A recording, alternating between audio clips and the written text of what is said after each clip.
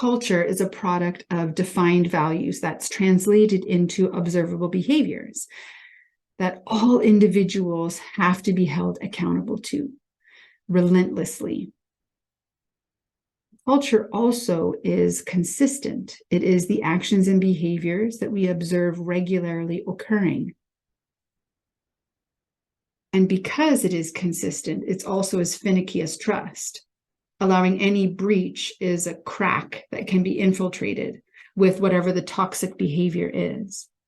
When we think of this in the context of emotional intelligence, because culture is relentlessly something we need to hold each other accountable to, it is a leadership pillar around authenticity, our ability to, as leaders, command the esteem of others, but also be role models for fair and moral behavior. When we dive into the pillar of authenticity for leadership excellence, we're going to look at 3 specific skills: self-regard, so it's levels of confidence, but it's also about knowing our strengths and weaknesses; our emotional self-awareness, which is understanding which emotions drive which behaviors; and also social responsibility, a leader's ability to think of the greater good.